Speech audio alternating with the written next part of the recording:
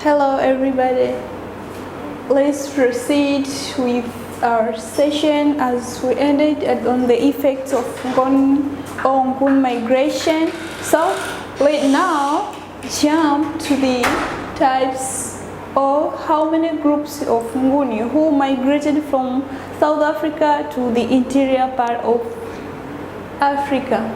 So here we can see that there are 3 groups of the Nguni in East Africa, as there are Nguni of Tuta, Nguni of Ngwangara, and Nguni of Maseko. We can recognize that Nguni groups divided into 2. So let's see one after another.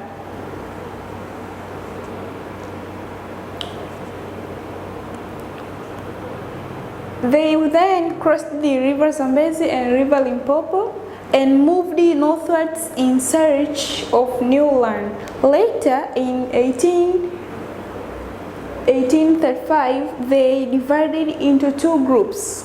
The one group, under the leadership of Zwangendaba, passed the west of Lake Malawi and settled at Ufipa in 1840. They were attracted to this area here because of the many herds of cattle around. So later they divided into 2 groups. The one group was under the leadership of Zwangendaba, where they moved to Ufipa land and settled at that area. As you can see that Zwangendaba led the biggest Nguni group that entered in East Africa.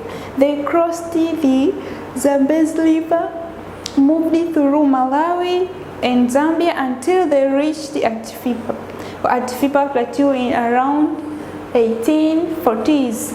Zwangendaba died here in around 1845, and his followers split up into 5 sections. So you can see how they migrated, and some of them divided themselves into several groups.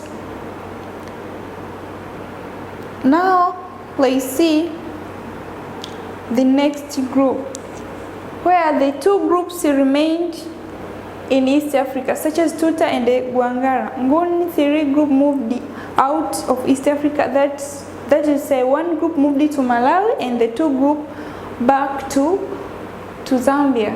The Tutangon was the smallest group left in Ufipa, moved northwards fighting the crashing with the Holoholo near Lake Tanganyika. They disrupted the trade route between Tabora and Ujiji. The Tutangon, this was the smallest group among those 3 groups. So they settled they moved north of Ufipa, moved northward fighting for and crashing with Holoholo near the Lake Tanganyika. They disrupted the trade route between Tabora and Ujiji. In the year 1850s, they invaded the Nyamwezi, capturing many and incorporating them in their ranks. They finally settled at Kahama, South Lake of Victoria. We can see the movement of Nguni. Now let's see the next group, the Gwangwara Nguni, under the leadership of Zulugama, moved eastwards to Songea, where they met the Masekongon. The 2 groups fought, and the Masekongon were defeated and pushed out of Songea in 1860s.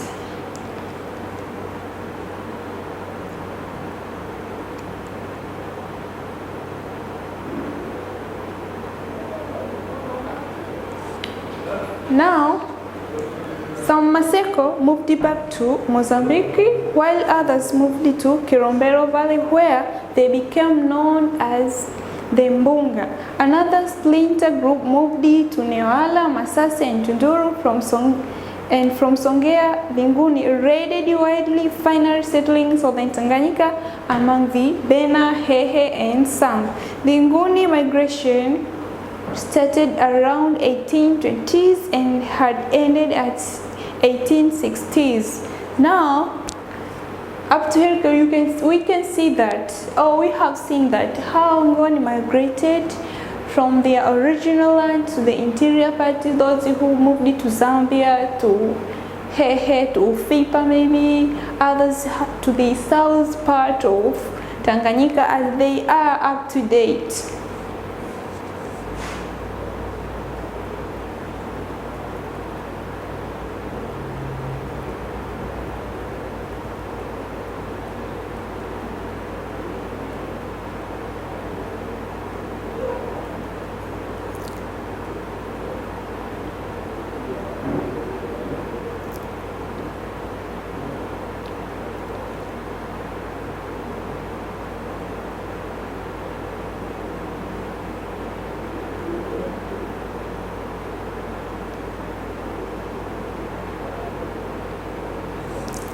Let's see, during the Ngoni interaction, they encountered different resistance. That's why they ended up on crushing themselves. But at the end of the day, Ngoni society won the war.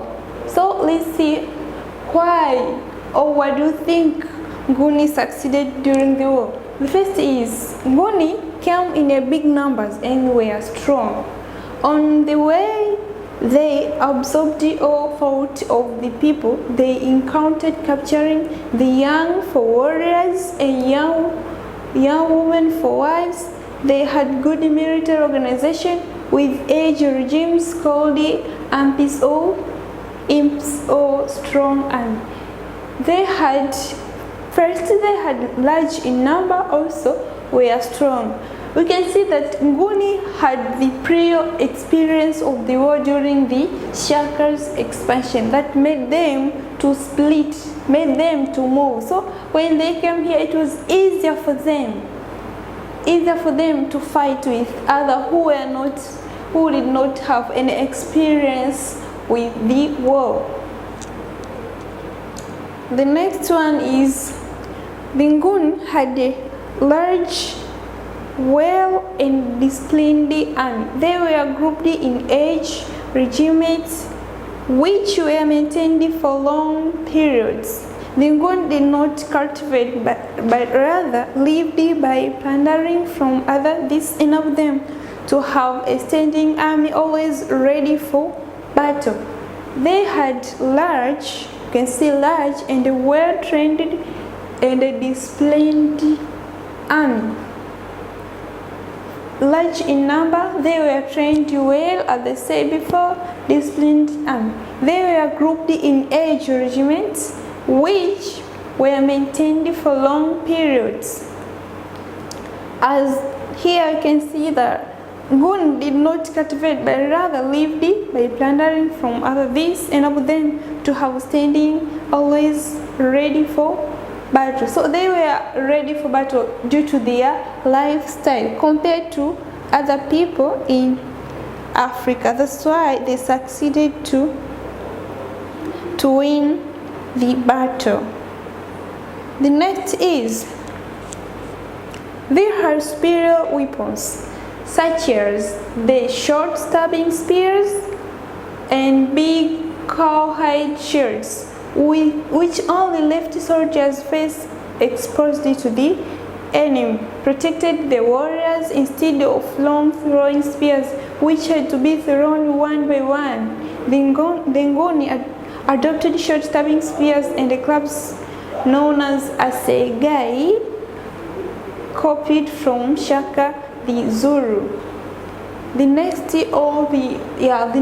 reason why Nguni won the war during their expansion or during their migration, because they used the superior weapons like short stabbing spears. The common name of these stabbing spears was assegai. They adopted this kind of spear from Shaka the Zulu, as I said that they got experience during the Zulu expansion. So they used what Zulu used during the war to defeat them. So they applied those means of fighting in the place where they conquered.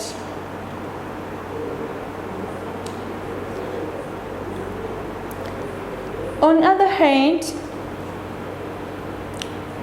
hand, their enemy used the long throwing spear. They used this for close hand-to-hand combat, and the warriors could be protected by large cowheads shields, which left only the warrior's face exposed to the enemy. So they had superior military tactics such as cowhorn method, semicircle. The next reason why Nguni won the war during the migration, when they conquered lands in Africa or the interior part of Africa, including Tanganyika, is they had superior military tactics such as cowhorns method. Cowhorns, it's also known as the semicircle, which was unfamiliar in East Africa. They fought in organized age regiments and could attack their enemies using the cowhorn formation. They also chose clear open space for fighting and likely attacking their enemies during the night. This was the tactics used by Ngoni during fighting, also made them to succeed or made them to win. The common method was cowhorn or semicircle, which was not familiar to the East African society, and they liked to choose the space with it was at the open space. Also used it to conquer or to fight with the enemies during the night.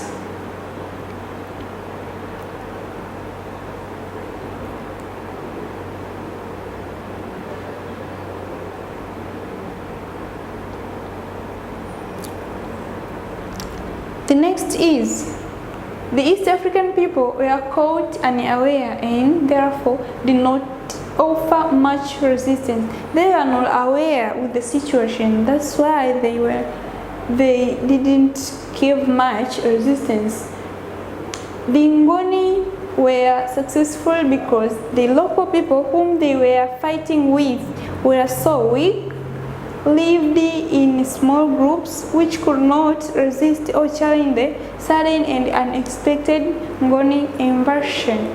The societies in East Africa were not aware. Also, they were weak, they were small in number, so it was easy for Ngoni to invade easy. The next is disunity among the East African people who lived in isolated societies. Made it easy for Ngoni to defeat them. They were not in a unit. There were disunity among them. They were living in isolated place.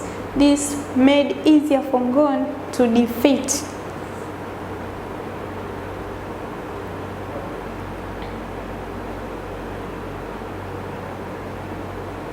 Unlike Ngoni,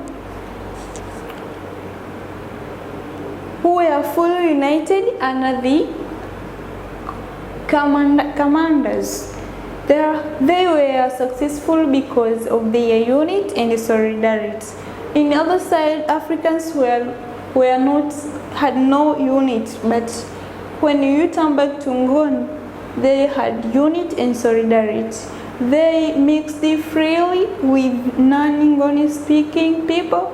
They had strong military leaders, for example, Zwangendaba, Induna, and Maputo, who were able to unite and command the Ngoni. The next point is they used the assimilation policy. That is, they absorbed the people they defeated. they would force the captured men from other tribes to join them, and they became Nguni warriors.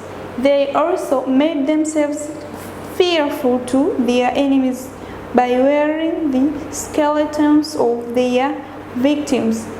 So they used you can say, assimilation policy.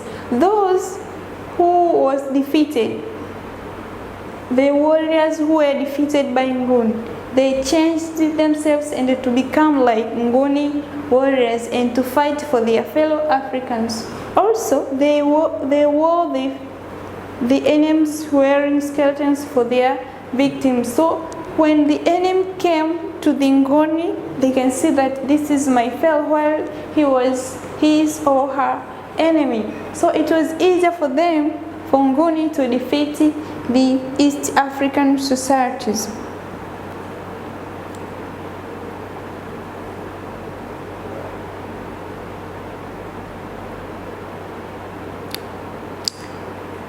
Up to there, now let's jump to the next part, next subtopic. My dear students, what do you think it is the impact or effect of Nguni migration? Everything happens historical, have its effects, have its negative, be it negative or positive, it is an effect. So we see the effect of Nguni immersion or migration in Africa. The first is, let's start with the positive effect. The Nguni immersion led to the rise of outstanding leaders to prominence. These included Mirambo, Nyunguyamawe, and Mkwawa, who used the Nguni military tactics to build their state. During the Nguni invasion, East African societies fought with Nguni. So some of the leaders decided to learn the tactics used by the Nguni during the war. Therefore, this led to the rise of outstanding leaders to prominence. These included Chifu Mirambo, Nyunguyamawe, and Mkwawa of Hehe, this Mirambo of Nyamwezi, who used the Nguni military tactics to build their state.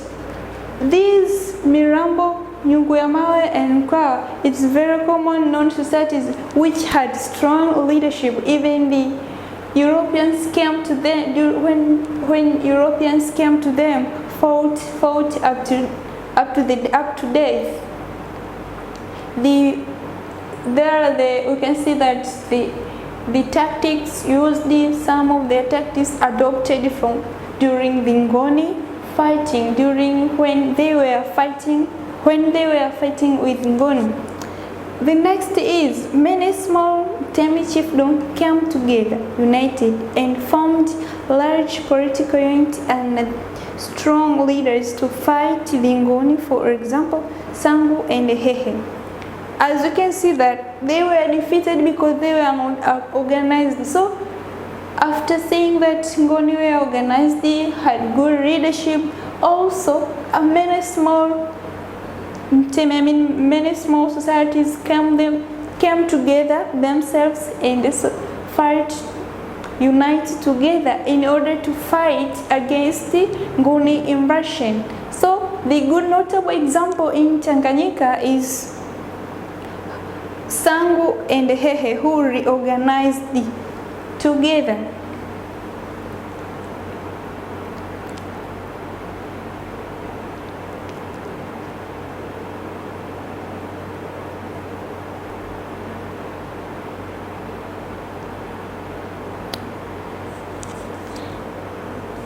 The next is, there was formation of new societies, tribe like Mbunga. So the Nguni came and established the new societies. The next one is the Hehe and Mkwawa were able to resist the German. Due to the tactics, methods adopted during the Nguni invasion, it was easier for the Hehe to defeat or to resist against the Germans. So you can see that is an advantages. The next is there was spread of Nguni customs and culture. For example, initiation ceremonies where girls were taught sex education and circumcision. Nguni came with their culture. So when they came here, they came to East Africa. Some of East Africans or East African societies decided to adopt the customs and culture of Nguni. The very notable culture is initiation ceremonies. Even up to date, some societies is still conducting these ceremonies where girls were taught sex education and circumcision. The origin of this is from Nguni culture or Nguni customs. The next is it led to the formation of large Nguni society in East Africa as they absorbed many people. As I said before that when they defeated some society, the society now was under the Nguni, and they as I said that they applied assimilation policy. So they assimilated those who defeated. So the society, the Nguni society became large. The next is it led to the formation of some societies by those who used the Nguni tactics, for example, Nyamwezi and Mirambo. Some societies were formed, and the notable example in Tanzania is Nyamwezi Society and Chief Mirambo. The next also it's led to the introduction of new weapons such as assegai, cowhides, and shields. The introduction of new weapons. The new weapons emerged like assegai, or they also call cowhorns, cowhides, and shields. While before the Nguni invasion of East African societies were not using this kind of weapons.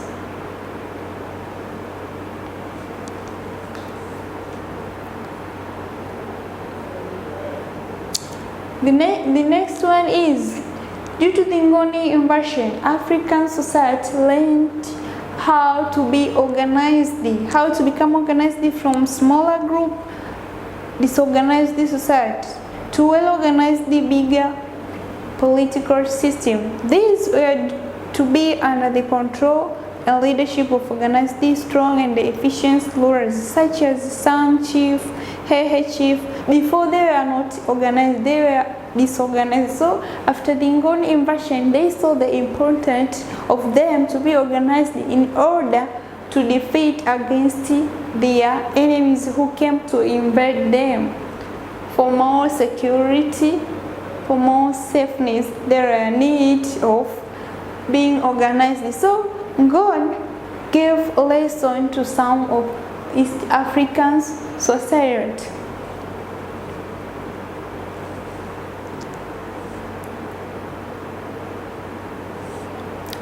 And the last positive effect is there intermarriage between Nguni and Nyamwezi, who subsequently lead to the improved relationship between invaders and indigenous people and increase the population. As I said, the white people interact. It was due to the intermarriage. So after interaction, when Nguni came and invade some societies, intermarriage occurred. The very notable example is between Nguni and Nyamwezi. Even Nguni with Fipa at Fipa land, Fipa Plateau.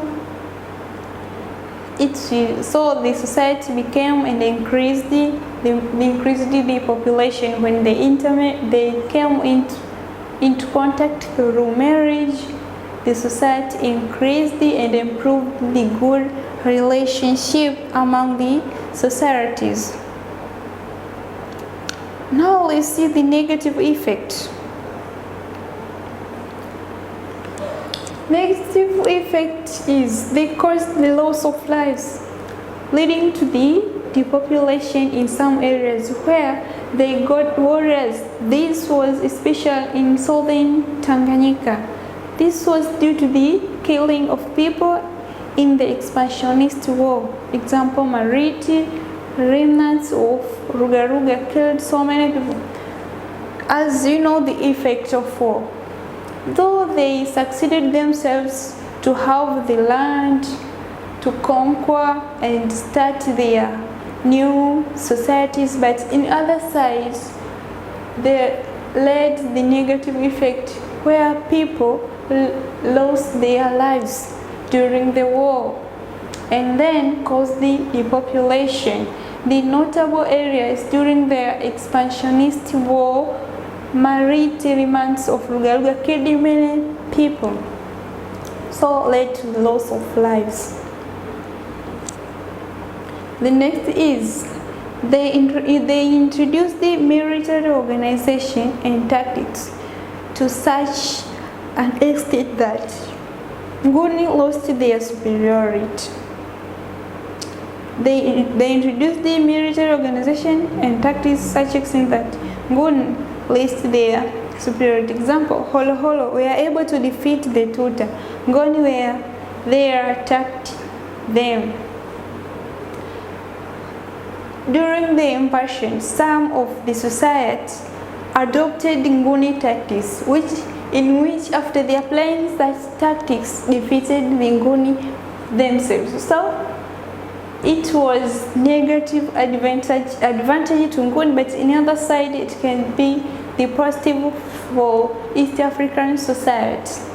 As you can see, Holo Holo was the society of East African society. Were able to defeat Tuta. Tuta was Ngoni among of the Ngoni group.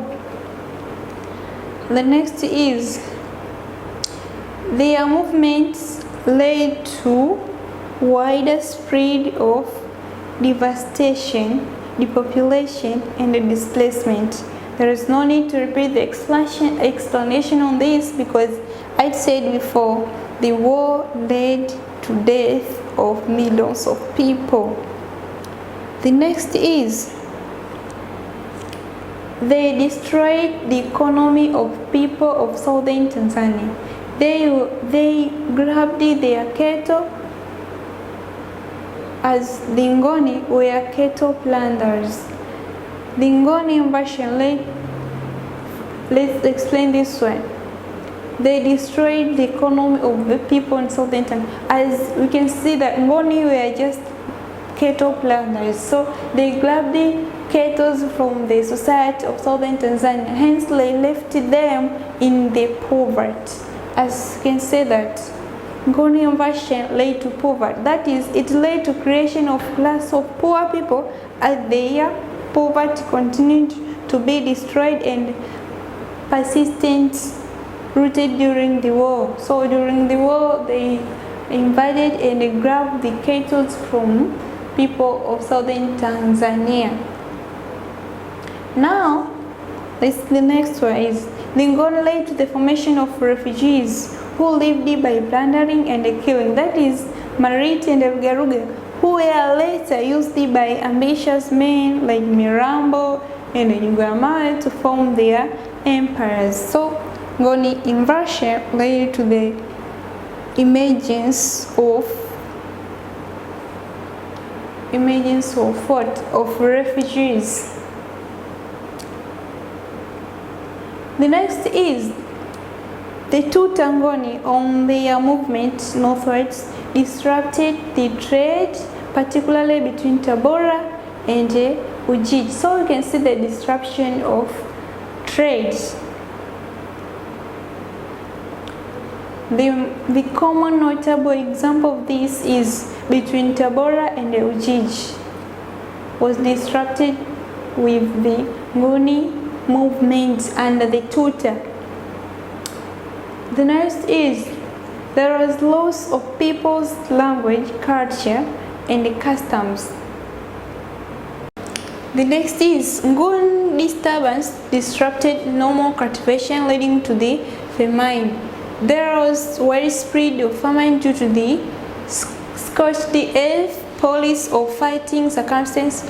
Crops could neither be planted nor harvested, and people were forced to abandon farming. As you can know, during the war, no one was able to cultivate. So this made the East African societies to experience famine. The next one is they led to insecurity, since the new weapons and military tactics increased warfare and aggression in East Africa. As I said before, that during the Nguni invasion, some of African societies acquired or learned tactics used by Nguni. So this led to the insecurity, since people was the military tactics increased among the people of East Africa. The next one is Nguni intensified slave trade in East Africa. This was because they displaced the people from their homes, and so making it easy for slave riders to catch and selling them. During the Nguni invasion, people used it to move from their home and lived it with homeless life. So it was easier for those who were grabbing slaves to catch them easily compared when they were at their homeland.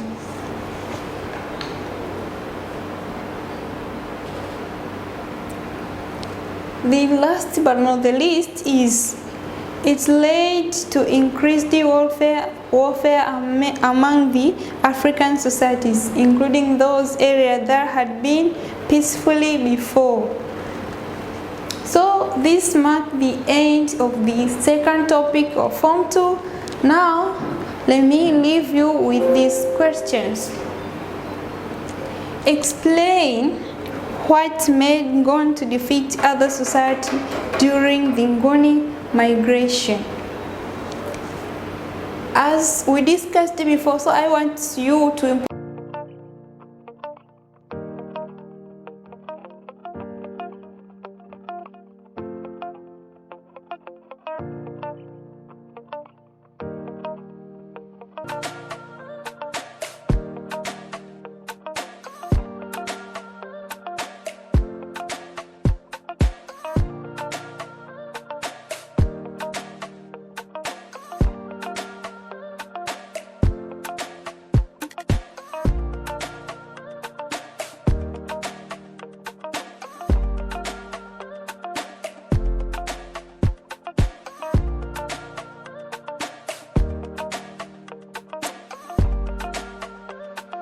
purchase your tracks today.